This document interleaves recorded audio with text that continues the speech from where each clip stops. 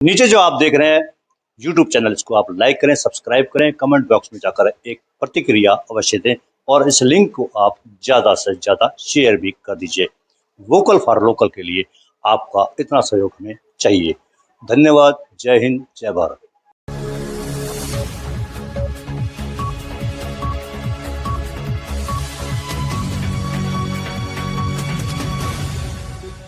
मैं तो उसके लिए अपने नगर परिषद के अधिकारियों से अपील करना चाहूँगा कि वो समय समय पर बाज़ार में जाएं और दुकानदारों को समझाएं कि आगे अपने जो एंक्रोचमेंट ना करें, जिससे कि जो पब्लिक आती है, ग्रामीण क्षेत्र से लोग आते हैं, खरीदारी करने के लिए आते हैं, उनको बहुत बड़ी परेशानी का सामना करना पड़ता है। तो दुकानदारों से हाथ जोड़कर अपील है।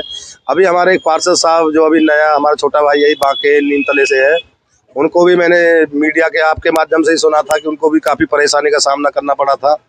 तो मेरी तो सभी दुकानदार भाइयों से अपील है कि वो आगे अपना अवैध कब्जे ना करें, यानी इंक्रीजमेंट ना करें, और प्रशासन से भी अपील है कि वो भी भेदभाव ना करें। जो पीली पट्टी में भेदभाव किया गया है वो सबके लिए एक समान लागू होनी चाहिए। महिलाओं को क्या दिक्कत होती है बाजार में? महिलाओं को ये दिक्कत होती है कि अब करवा चौथ से पहले, जैसे मैं भी खुद आया था बाजार में, कि बाइक पे बाइक लोग एक दूसरे से इतने भिड़के कि जैसे गोवर्धन में ना मुंडिया पूर्णिमा के दिन भीड़ होती है, उस प्रकार से यहाँ पे इतना जैसे एक सैलाब सा था। एक दूसरे को लोग धक्का मुक्की, जेब कटना, ये कटना, तो एक बहुत ही परेशानी का सामना उस समय करना पड़ा था।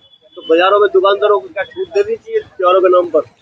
ये तो छूट तो मेरे ख्याल से प्रशासन ने किसी को भी नहीं दी होगी। ये वो अलग बात है कि त्योहार है तो उन्होंने दुकानदारों से कोई सख्ती ना की होगी, लेकिन मैं तो यही कहना चाहूँगा प्रशासन से सख्ती ना करवाई जाए, क्योंकि ये दुकानदार भी हमारे भाई हैं। लेकिन दुकानदारों को खुद को सोचना चाहिए कि भाई हम ऐसे जो ग्राहक आते हैं उनके लिए कोई समस्या ना हो, उन्हें परेशानी का सामना ना करना पड़े, इसलिए वे अपने आप ही अपनी जो है दुकान के अंदर ही अपना सामान रखें और बाहर जो है ज़्यादा एंकरेजमेंट ना करें।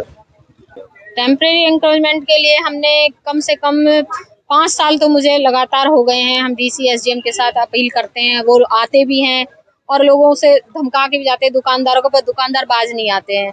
उन्होंने एक पीली पट्टी डाली हुई है, वो पीली पट्टी का भी उल्लंघन करते हैं। उस दुकानों को पीली पट्टी के आगे अपने स्कूटर, बाइक या मेज वगैरह या सामान वगैरह लगा देते हैं, जिससे फिर भीड़ होती है मार्केट में, महिलाओं के लिए निकलने के लिए जगह नहीं बचती, फिर वो धक्का मुक्की होती है, फिर उससे छेड़खानी होती है, तो लेडीजों को बहुत दिक्कत आती है। तो मैं यही अपील करूंगी कि एंक्रोचमेंट पर रोक लगाई जाए।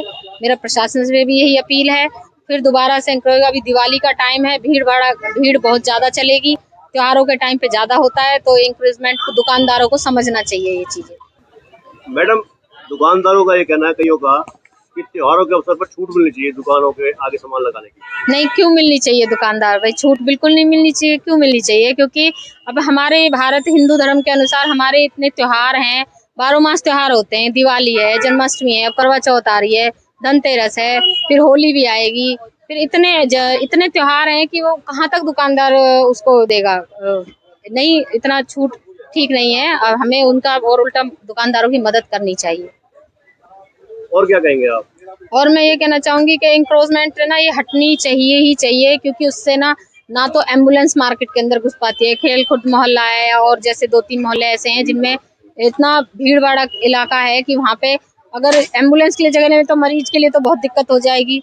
तो हमें इंक्रोचमेंट हटाना चाहिए हर तरह से। और ये अपने खेल खुद मोहल्ला है, काजीवाड़ा मोहल्ला है और अपना नीमतला मोहल्ला है, दरबार कुआ है, ये सब इतने ऐसे इलाके हैं जो बहुत पुराने, गुप्तागंज है, बहुत पुराने इलाके हैं, तो इसलिए इसमें इंक्रोचमेंट हटना चाहिए, बिल्कुल हटना चाहिए। बहुत दिक्कत का सामना करना पड़ता है लोगों को। स्वार्थ की लड़ाई है।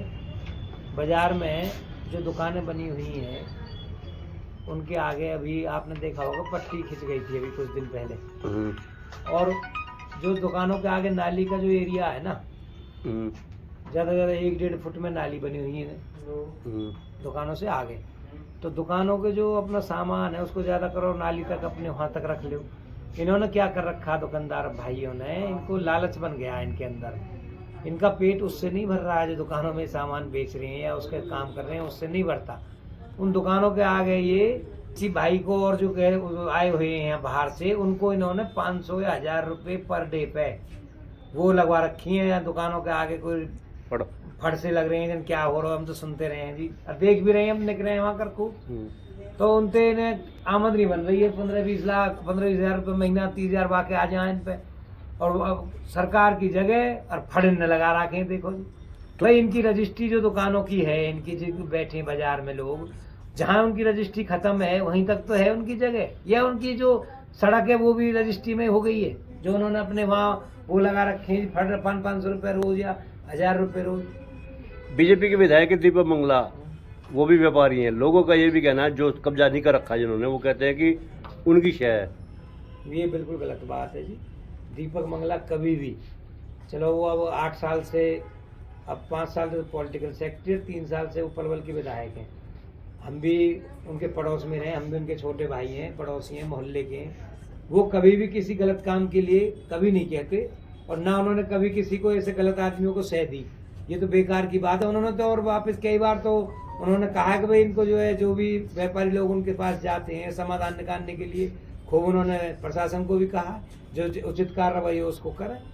इसमें दीपक मंगला जी को क्यों कह रहे हो कि जी उनकी सह है? सह नहीं है उनकी बिल्कुल भी, शहर में किसी भी रूप में सह नहीं है। तो बाजार का मामला किसी भी रूप में पलवल के अंदर को आज तक पूरे पलवल में ये कह दे कि भाई दीपक मंगला जी ने कोई गलत मुकदमा दर्ज करा दिया, या किसी भाई को परेशान करके सीट थाने में बंद करा दिया, या CIA में 3rd डिग्री दिवा दी है, या कोई गलत लोग नीम के या वहाँ भेज दिए भौंडसी, कोई एक भी आदमी तो आ जाए पलवल में 8 साल के राज में कहने के लिए।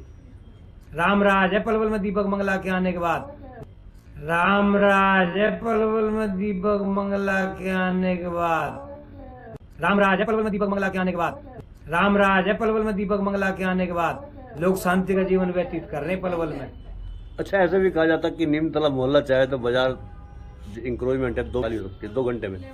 वो नीमतले वाले मोहल्ले के जो अपने हमारे भाई हैं, ब्राह्मण भाइयों का मोहल्ला नीमतला, हमारा ही मोहल्ला, ये 8-10 मोहल्ले अपने ही हैं। इसकी जरूरत क्या पड़ रही है शब्द को कहने की कि जी वो आएंगे जब ही।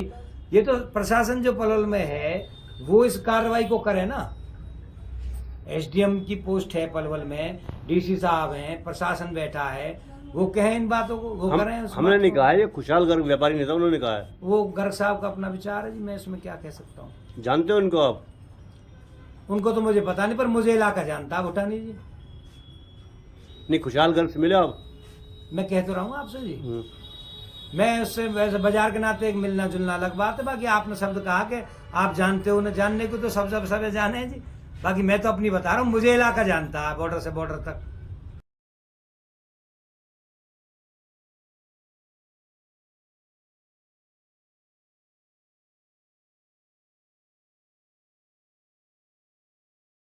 नीचे जो आप देख रहे हैं YouTube चैनल, इसको आप लाइक करें, सब्सक्राइब करें, कमेंट बॉक्स में जाकर एक प्रतिक्रिया अवश्य दें और इस लिंक को आप ज़्यादा से ज़्यादा शेयर भी कर दीजिए। वोकल फॉर लोकल के लिए आपका इतना सहयोग हमें चाहिए। धन्यवाद। जय हिंद, जय भारत।